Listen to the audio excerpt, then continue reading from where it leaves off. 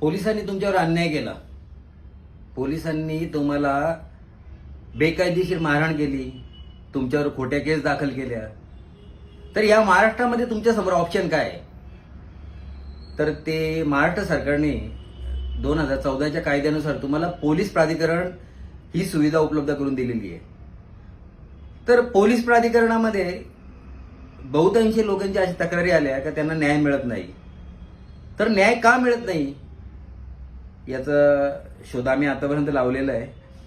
तर तुम्हाला माहित असेल का पोलीस प्राधिकरणाच्या 2014च्या कायद्यानंतर पोलीस प्राधिकरणासाठी महाराष्ट्र सरकारने 2017 मध्ये एक विधेयक मंजूर केलं आणि तो 2017ला त्याचा कायदा झाला. या कायद्यामध्ये त्याचे रूल्स अँड रेग्युलेशन दिलेले आहेत. त्या रूल्स अँड रेग्युलेशनचे जर मी पूर्ण अभ्यास केला त्याच्यामध्ये आपल्याला असं समजलं की त्याच्यामध्ये काही कलम असे दिलेले की त्या कलमानुसार आहे ना तुमचं जी पेटिशन आहे, जी तुमची जी तक्रार आहे ना ते रिजेक्ट करण्याचे अधिकार आहेत.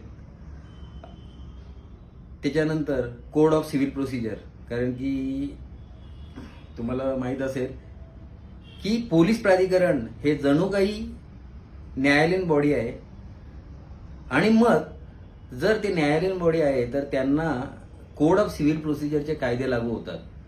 मग अशा वेळेला काय करतात, ज्या वेळेला सर्वसामान्य माणूस पोलीस प्राधिकरणामध्ये तक्रार करतोय त्यावेळेला कोड ऑफ सिव्हिल प्रोसिजरचा आणि जे रूल्स अँड रेग्युलेशन ऍक्ट आहे पोलीस प्राधिकरणाचा 2017चा त्याच्यामधल्या काही कलमांचा फायदा घेऊन आपली केस उडवण्याचा विरोधकांकडून आहे ना प्रयत्न होतोय आणि तो सक्सेस सुद्धा होतोय.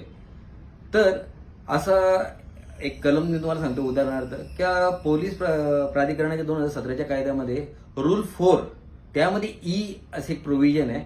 त्यामध्ये असं दिलंय की ज्या वेळेला तुम्ही पोलीस प्राधिकरणाकडे तक्रार करताय त्यावेळेला जर संबंधित प्रकरणामधली केस कोणत्याही न्यायालयात चालू असेल तर तुमची केस रिजेक्ट करण्यास पात्र आहे. मग असे जे कायद्यामध्ये जे लूप होल ठेवले गेलेले आहेत महाराष्ट्र सरकारकडून, ते लूप होल जर आपल्याला काढून टाकायचे असतील तर मला यासाठी आपल्या सगळ्यांची मदत लागणार आहे. कारण की पोलिसांनी अन्याय केला तर त्याच्यावर न्याय मिळत नाही ही म्हणणे ना अख्ख्या देशामध्ये प्रचलित आहे.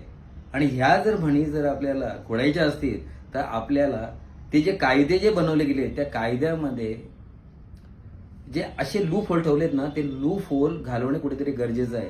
आणि त्यासाठी आपण या कायद्याचा आधार घेणार आहेत, हायकोर्टाचा आधार घेणार आहेत आणि एक PIL दाखल करायची आहे हे जे लूप होल आहेत ना हे बंद करावे म्हणून. तर त्यासाठी आपल्या सगळ्यांची मला मदत लागणार आहे.